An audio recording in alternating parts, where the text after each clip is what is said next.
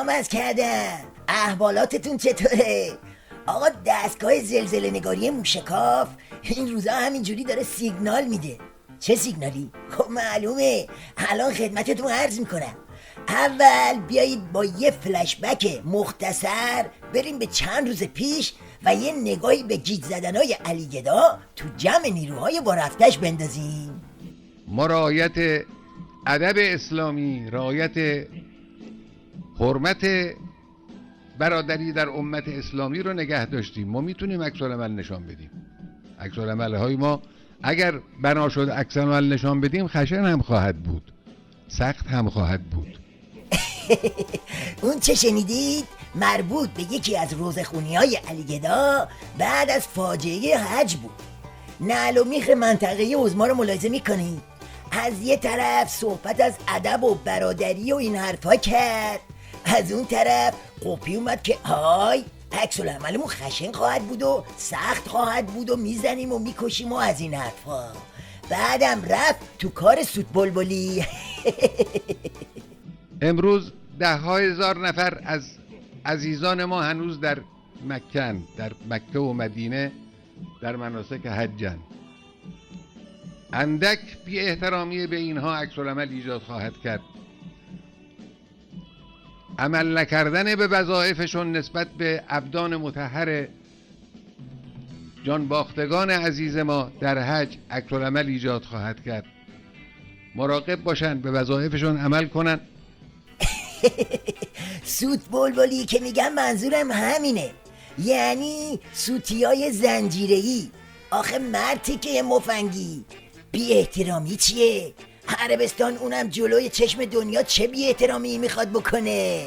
بعد به قول تو ابدان جان باخته ها رو میخواد چی کار؟ آخه این بازی ها چیه در میاری؟ اصلا منظورت از این دریبری ها چیه؟ واسه پاسخ به این سال اول میریم سراغ هاپوی دست آموز عظما، یعنی سرتشتک سپاه.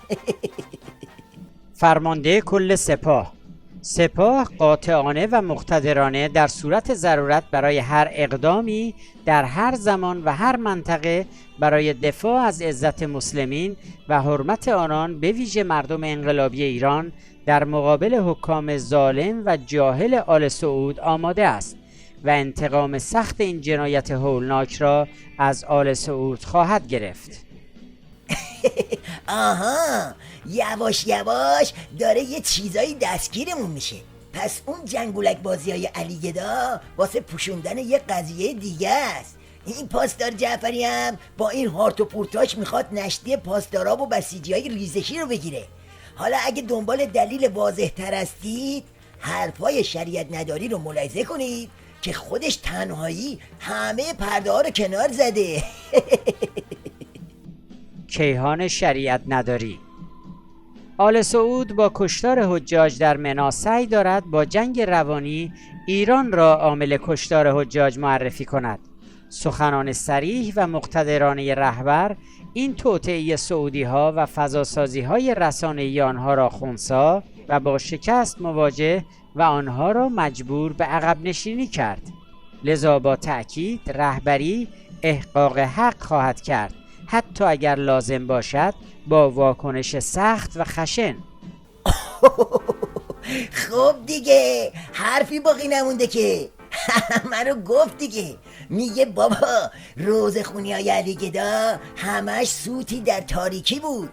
علت این آرت و پورتای علی گدا و نوچهاش ترس از قطار مصیبت های منطقه‌ای به خصوص بعد از فاجعه مناست.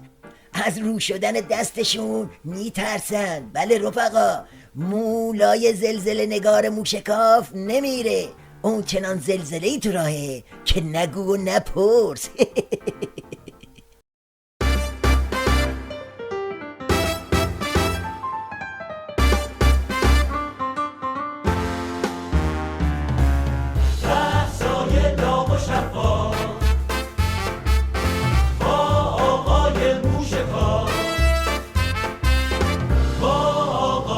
موشکاف